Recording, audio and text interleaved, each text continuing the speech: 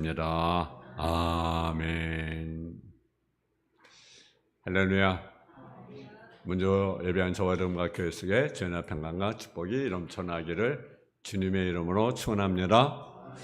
오늘 데살로니가전서 4장 9절에서 12절 말씀을 가지고 형제의 사랑을 더욱 힘쓰라라고 하는 제목의 말씀을 가지고 말씀을 전하겠습니다. 여러분의 삶의 목적이 무엇입니까? 여러분이 신앙생활을 하면서 추구하는 목표가 무엇입니까? 사도 바울은 우리가 살아도 주에서 살고 죽어도 주에서 죽나니 사나 죽으나 우리가 주의 것이다, 그렇게 그는 고백합니다. 주의 삶이 그의 목표였던 사실을 우리가 보게 되고 모든 것이 주님의 것이라고 그렇게 고백하는 모습을 우리가 보게 됩니다. 우리는 같은 하나님의 자녀로서 바울과 같은 삶의 목표를 가지고 살아가야 합니다. 자식이 해야 할 중요한 일이 무엇입니까? 부모의 마음을 기쁘게 하는 것이 자식이 해야 할 일이죠. 마찬가지로 우리는 하나님의 자녀이기 때문에 우리는 하나님을 기쁘게 해드려야 하는 것이 마땅합니다. 그럼 어떻게 하나님을 기쁘게 할 수 있습니까? 바울은 데살로니가전서 교회 너희가 마땅히 어떻게 행하며 하나님 기쁘게 할 것을 우리에게 받았으니라고 함으로써 데살로니가교회에 가르친 내용들이 무엇인지를 알게 해줍니다. 데살로니가전서 4장 1절에 이미 전한 하나님 기쁘게 할 것을 교인들에게 행하고 있었는데 더욱 많이 힘쓰라고 권면하고 있습니다. 산자원 4장 2절에 보면 데살로니가교회는 바울이 주 예수로 말미암아 그에게 준 명령을 그들이 알고 있었습니다. 다시 말하면 데살로니가 4장에는 하나님 기쁘게 하는 삶의 부분을 강조합니다. 그것이 뭐냐면 첫째는 거룩한 삶, 두 번째는 형제를 사랑하는 삶, 세 번째는 근면한 삶, 네 번째는 자는 자의 삶, 부활에 관해서 우리에게 말씀해 주고 있습니다. 이 생의 지혜들은요, 우리가 신실하게 응답한다 한다면 기독교는 이 시대에 혁명 변화를 일으킬 때는 힘이 될 것입니다. 오늘은 형제 사랑에 관해서 말씀을 전합니다. 4장 9절 10절에 보니까 형제 사랑에 관하여 너희에게 쓸 것이 없음은 너희들 자신이 하나님의 가르침을 받아 서로 사랑함이라. 너희가 온 마게도냐 모든 형제에 대하여 과연 이것을 행하리라. 형제들아 권한을 더 많이 하라. 본문이 가르치는 교훈을 우리가 보게 될 첫째는요, 사랑은 하나님께서 우리에게 가르치는 것이라는 사실이죠. 우리 정확히 하나님이 어떻게 데살로니가교회를 사랑을 가르쳤는지는 알지 못합니다. 근데 성경에 보면은 하나님이 어떻게 나타난지를 우리가 알 수가 있습니다. 성부 하나님의 사랑은요, 독생자를 아낌없이 우리에서 내어 주었다는 사실이죠. 요한에서 4장 7절에서 10절에 보면 사랑하는 자들아 우리가 서로 사랑하자. 사랑하는 게 속한 것이니 사랑하는 자마다 하나님께로 나서 하나님을 알고 사랑하지 아니하는 자는 하나님을 알지 못하나니 이는 하나님이 사랑이십니다. 하나님의 사랑이 우리에게 이렇게 나타난 바 되었으니 하나님이 자기 독생을 세상에 보내심은 그로 말미암아 우리를 살리려 하십니다. 사랑은 여기 있으니 우리가 하나님을 사랑하는 것이 아니요 오직 하나님이 우리를 사랑하사 우리를 속하기 위하여 화목제물로 그 아들을 보내셨습니다. 하나님의 사랑, 독생자를 아낌없이 주신 그 하나님의 사랑이라는 사실이죠. 로마서 5장 5절 8절을 보게 되면 소망이 우리를 부끄럽게 하지 아니함은 우리에게 주신 성령으로 말미암아 하나님의 사랑이 우리 마음에 부은 바 됨이니. 하나님께서 우리 사랑을 우리 마음에 뭔가 부어줬다는 사실이죠. 그러면서 우리가 아주 연약할 때 기약대로 그리 경건하지 않은 자를 죽으셨더라. 의인을 죽는 자가 쉽지 않고 선의의 영광을 주는 자가 혹 있거니와 우리가 아직 지연됐을 때 그리스도를 위하여 죽으심으로 하나님께서 우리의 자기 사랑을 확증하셨느니라. 하나님이 우리를 사랑하셔서 누굴 주었다고 말씀합니까? 독생자 예수님을 주었다고 우리에게 말씀합니다. 그래서 요한복음 3장 10절의 말씀은 하나님 세상을 이처럼 사랑하사 독생자를 주셨으니 이는 그를 믿는 자마다 멸망하지 않고 영생을 얻게 하려 하십니다. 여러분, 우리는요 에베소 2장 1절은 죄와 허물로 죽었던 자들입니다. 공중을 잡았던 자들입니다. 죽었던 자들, 공중에서 잡은 자 누굽니까? 마귀. 그들을 따랐고 그래 종료했던 자리였습니다. 그런데 그 크신 사랑으로 인해서 우리는 어떤 자가 되었습니까? 지혜함을 주시고 우리입니까? 그래서 함께 살리셨다. 이것이 엄청난 사랑이 아니겠습니까? 또 성자 예수님의 사랑은 어떤 사랑입니까? 자기를 희생의 제물로 주었습니다. 예수님이 자신을 제물로 드렸어요. 그래서 우리가 서로 사랑하라, 그렇게 말씀합니다. 요한일서 3장 10절에 보게 되면 그가 우리의 목숨을 버리셨으니 우리가 이로써 사랑을 알고 우리로 형제를 위하여 목숨을 버리는 것이 마땅하다. 예수 그리스도의 사랑, 우리에서 자기 목숨을 버리시는 사랑입니다. 하나님의 사랑에 대해서 우리는 말로 다 할 수 없습니다. 측량할 수 없어요. 큰 사랑을 우리에게 베풀었습니다. 그렇기 때문에 우리는 나는 사랑을 받지 않았다고 말할 수 없습니다. 우리는 또는 힘들고 어려우면 하나님 나를 사랑하고 있는가? 우리가 그렇게 생각할 때가 없지 않았어요. 그죠? 저부터. 과연 하나님이 나를 사랑하고 있는가? 여러분 그렇지 않습니까? 근데요, 우리는 거기에 의문을 제기할 이유가 없어요. 하나님이 우리를 사랑했어요. 독생 예수님을 생명까지 주었어요. 그래서 우리가 깨달아야 됩니다. 그럴 때 두 번째는요, 교회와 성도는요, 형제 사랑을 실천해야 된다라는 거죠. 실천. 요한일서 4장 20절에 누구나 언제 하나님을 사랑하노라 하고 그 형제를 미워하면 이는 거짓말하는 자라. 여러분 하나님 사랑합니까? 그렇다면 형제를 미워하면 안 되는 거죠. 그건 거짓말하는 자라는 거죠. 그러니까 형제를 당연히 사랑하라. 본만 형제를 사랑하지 않은 자는 보지 못한 하나님을 사랑할 수 없느니라. 여러분 하나님을 사랑합니까? 그럼 보이는 형제를 사랑해야 그 사랑이 진짜 사랑이라는 거죠. 이게 우리가 받았다. 누구로부터 주께 받았나니 하나님은 사랑하는 자 또한 그 형제를 사랑할지니라. 여러분 하나님을 사랑한다는 당연히 누구를 사랑하는 것입니까? 형제를 당연히 사랑하라라는 거죠. 그래서 예수 그리스도를 믿는 자마다 하나님께로부터 난 자니 또한 나으신 이를 사랑한 자마다 그의 난 자를 사랑하느니라. 우리가 하나님을 사랑하고 그의 계명을 지킬 때 이로써 우리가 하나님의 자녀 사람인 줄 아노라. 여러분 예수를 믿는 자는요 하나님께 난 자입니다. 그런 자는 당연히 하나님께 난 자는 사랑을 하는 자라는 사실이에요. 근데 우리가 보이는 형제를 사랑하지 않으면서 보이지 않는 하나님을 사랑한다는 것은요 거짓이라는 거죠. 의존이라는 사실을 알아야 합니다. 그리고 말로만 사랑하지 말라는 거죠. 말로만 사랑하지 말고 행함과 진실함으로 우리가 사랑을 하라고 우리에게 말씀합니다. 사도 요한의 가르침은 복종해야 됩니다. 우리가 받은 사랑이 생명을 아낌없이 주신 주님의 사랑이라고 한다면 우리는 또한 형제를 당연히 사랑해야 된다는 거죠. 사도 바울은 데나가 교회의 복음뿐 아니라 목숨까지 즐겨지려고 했습니다. 사랑은 진정한 그리스도의 제자의 표시라는 거죠. 요한복음 13장 34절 35절에 보게 되면 새 계명을 너희에게 주노니 서로 사랑하라. 내가 너희를 사는 것 같이 너희로 서로 사랑하라. 주님이 여러분 사랑하지 않았어요? 사랑했어요. 그러니까 내가 너희를 사랑한 것, 주님이 여러분을 사랑한 것 같이 여러분도 서로 사랑하라. 그러면 이로써 너희가 내 제자인 줄 알려라. 우리가 사랑할 때 뭐가 됩니까? 주님의 제자가 됩니다. 주님, 여러분 성경 공부를 많이 하는 거 제자가 아니라요. 여러분 사랑할 때 주님의 제자가 됩니다. 그건 반드시 사랑을 실천해야 한다는 거죠. 이것이 하나님이 자기 백성에 요구하는 피전 삶이라는 거죠. 사랑은 근데요 그릇이 되었다고 해서 자동적으로 되는 것이 아니지만 반드시 사랑을 실천해야 하는 하나님의 요구라면 여러분 교회는 사랑을 해야 됩니다. 그러면 그래서 무엇을 할 것입니까?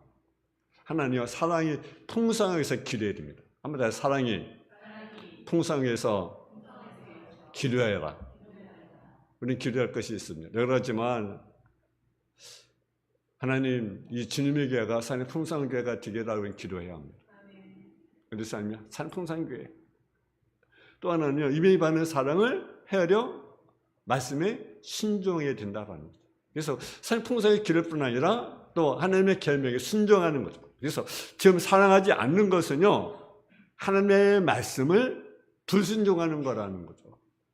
이것 주님을 사랑하지 않는 명백한 증거입니다. 주님은 너희가 나를 사랑하면 나의 계명을 지키라. 계명을 지키라.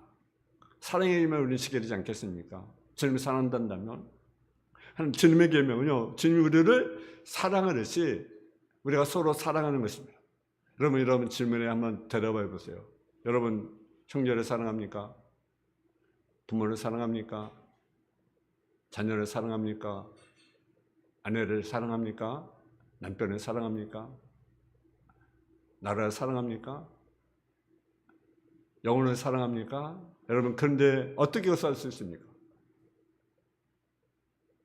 여러분, 사랑하는데 내가 가정을, 내 부모를, 자녀를, 또 형제를, 영혼을 사는데 어떻게 내가 사랑하고 있느냐라는 거죠.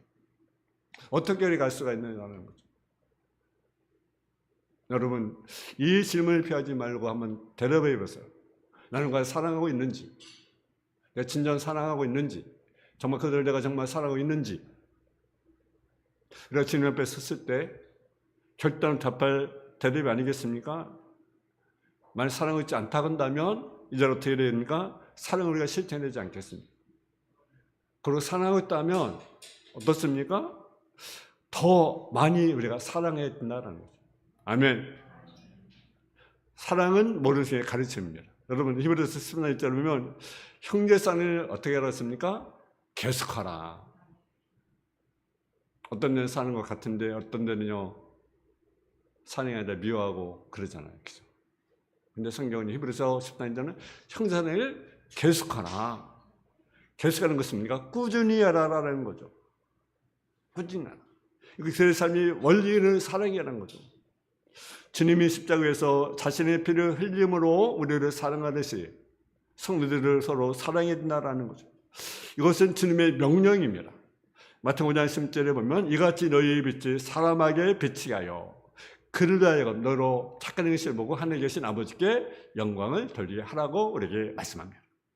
형제를 사랑할 때, 빛든 삶을 살 때 하나님 우리를 통해서 영광을 받으시게 된다는 사실이죠. 세 번째, 그러면 형제를 사랑하는 이유가 무엇입니까? 여러 가지 이유가 있지만 세 가지 중 하나는 뭡니까? 내가 서로 사랑하면 이로써 모든 사람이 너희가 내 죄인줄 알리라고 요한복음 13장 45절에 말씀하고 있습니다. 내가 사랑할 때 주님의 제자가 될 수가 있습니다. 그래서 누구입니까? 그의 표시가 무엇입니까? 한마디로 말하면 형제를 사랑하는 것이라는 사실이죠. 아무리 내가 믿음이 크다고 생각하기 되더라도, 내가 열심히 봉사한다 할지라도, 또 내가 정말 성경을 많이 가지고 있을지라도 그의 삶에서 삶을 발견할 수 없다고 한다면 그것은 가짜라는 사실이죠. 교회는 결코 자신을 과시하는 것이 아닙니다. 교회는 결코 자기를 자랑하는 것이 아닙니다. 교회는 결코 건물이 아닙니다. 내가 크고 훌륭한 교회에 다닌다고 해서 하늘 사랑이 되는 것이 아닙니다. 사랑이 있어야 하나님의 사람이라는 거죠. 사랑하는 것이 무엇입니까?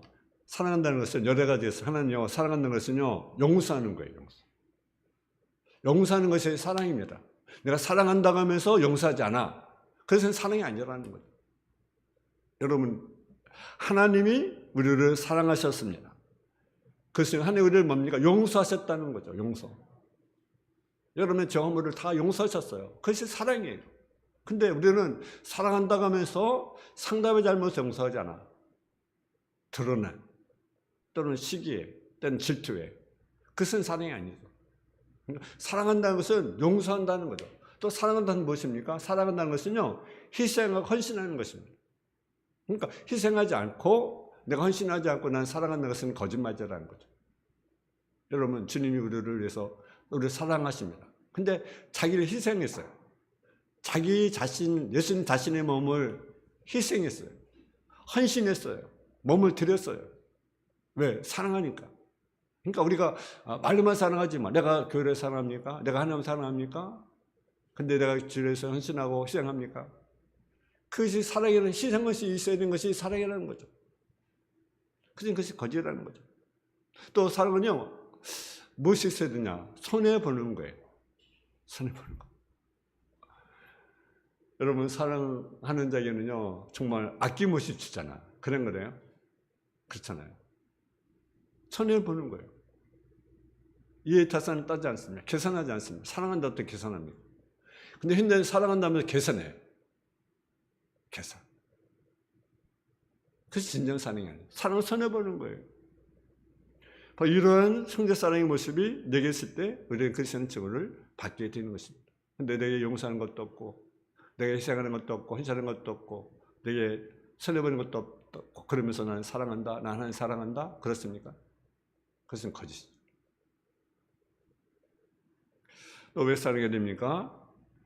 형제를 사랑함으로 사망에서 옮겨 생명이 들어온 줄 알거니와 사랑하지 않는 자는 사망에 건다고 요한일서 3장 14절에 말씀하고 있습니다. 다시 말해 사랑하지 않는 것은 죽는 것이라는 거죠. 죽은 것이라는 거죠.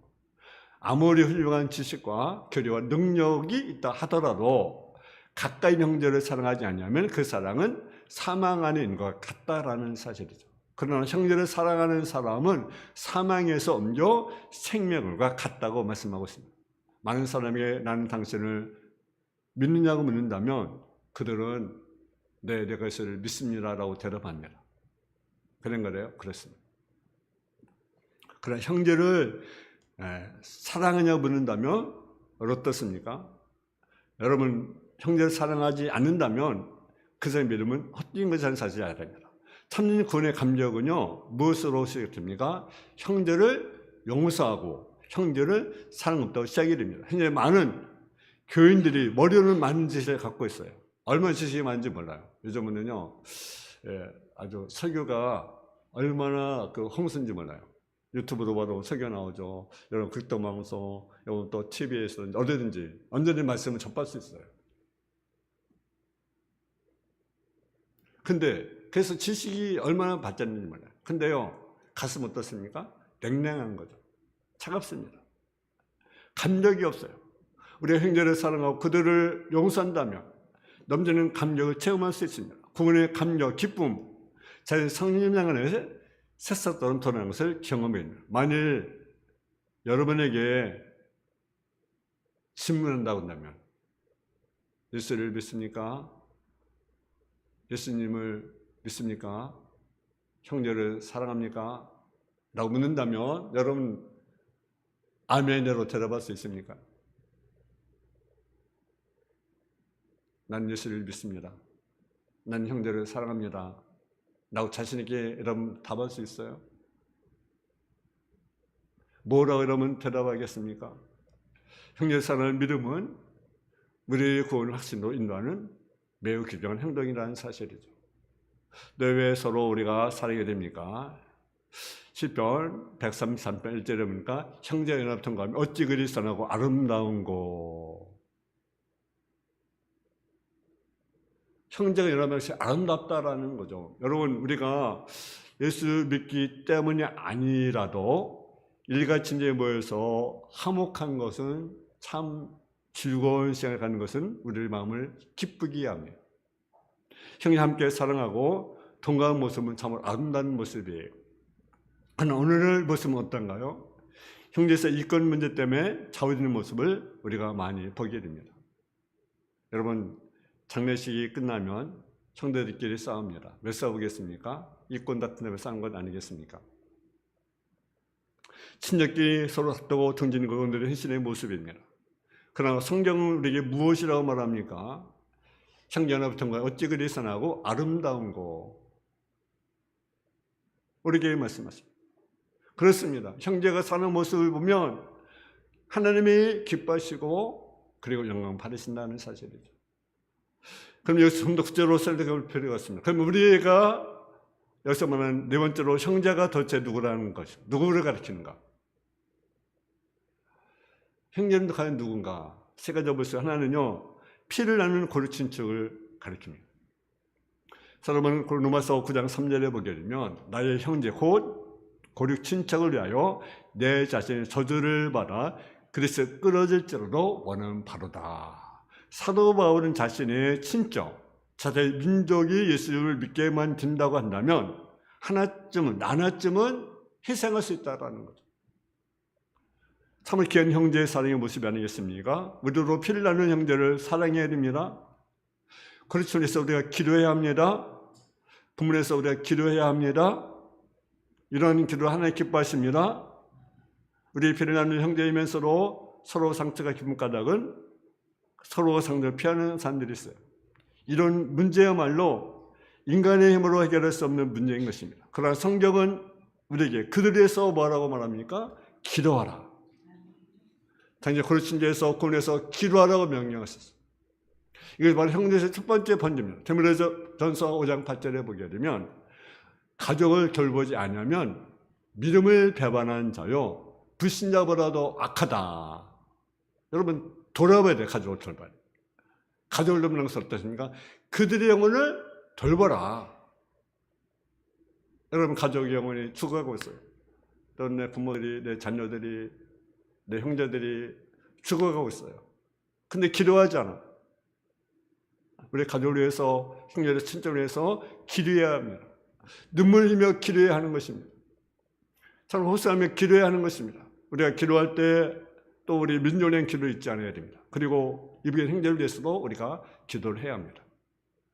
우리 현상은요, 어느 나라 오지 않던 이북의 형제를 미워할 수밖에 없는 그런 상황이죠. 어떤 사람은 그래요. 왜 김전 왜 죽지도 않지? 여러분, 우리는 기도해야 됩니다. 그들 영혼을 위해서 기도해야 됩니다. 북한 영혼을 위해서 기도해야 합니다. 우리가 성경에서 따른다 하면 절대로 그들 미워할 수가 없는 거죠. 오히려 그들을 위해서 기도하고 그들의 사랑해 줘야 하는 거죠. 또 무엇입니까? 형제들 계십니까? 주 안에서 그리스도가 하여 하나 된 형제를 가리킵니다. 다시 말해 믿음의 형제 자매를 가리키는 거죠. 믿음 안에면 그리스도 안에서 만난 형제가 사실 영원한 형제입니다. 왜냐하면 육신 형제는요 세상에만 존재하기 때문에 그렇습니다.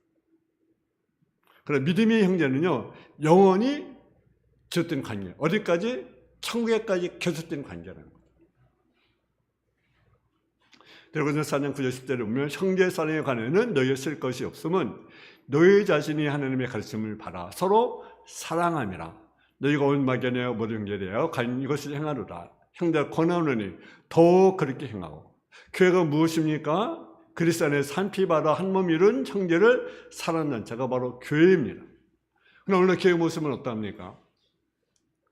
이런 사랑이 있다고 생각합니까? 이런 믿음이 있다고 여러분 여겨집니까?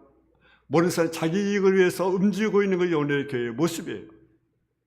그래서 늘 나의 이익, 어떤 개인의 이익, 교회의 어떤 이익, 그것을 먼저 생각하는 거예요.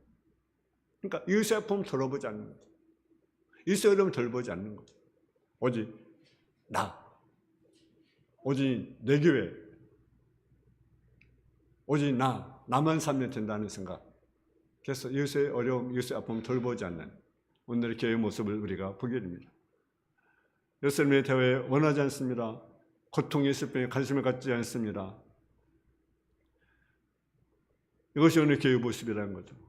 참으로 그리스도의 안에서 한 피바라 한 몸 이룬 형제, 고난도 아픔도 슬픔도 같이 나눠야 되는데 나누지 않는 것이 오늘 교회의 모습인 거죠. 이러한 형제가 있는 곳이라면 다른 교회를 볼 수가 없는 거죠. 여러분 슬픔도 나누고 아픔도 나누고 눈물도 같이 아파하고 고통 같이 아파하는 그런 모습이 될 때 참된 교회의 모습이 되는 것입니다. 교회는요 설교만 듣게 하는 것이 아니라 설교를 들으면요 여러분 집에 있어서 설교를 읽거나 테이프를 듣거나 방송 들으면 돼요. 여러분 교회는 형제사 나누는 것이 교회라는 거죠.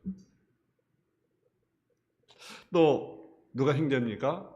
한번 더 우리가 사랑하지 않는 그들도 형제입니다. 아멘. 우리가 사랑하지 않는 그들도 형제입니다. 여러분 마태복음 5장 46절을 보면 너희가 너희를 사랑한 자를만 사랑하면 무슨 상이 있으리요? 세례도 이와 같지 아니하느냐? 사랑하는 자만 사랑한다면 세상 사람들도 그와 똑같이 달 바 뭐가 있겠습니까?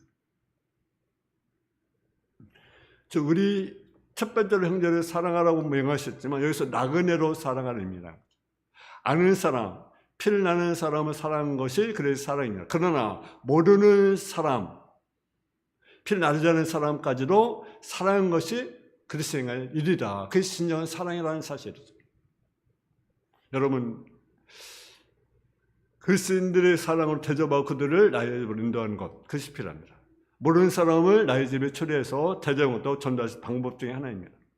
그러나 친족, 형제만 끼고 드는 것은요, 좋지 않은 행동입니다. 부자는 가난한 자와 더불어 살 때 진정한 그리스도랑 그리스도인다는 의미를 알게 될 것입니다. 성경은 아브라함의 예를 들어 설명합니다. 여러분, 아브라함이 지난 나그네를 대접했어요. 근데 누굴 대접합니까? 세 명을 대접했는데 둘은 천사, 하나는 하나님. 하나님을 대접했어요. 누가? 아브라함이. 여러분, 넛을 보세요. 지난 나그네를 대접했어요. 저는 나그네.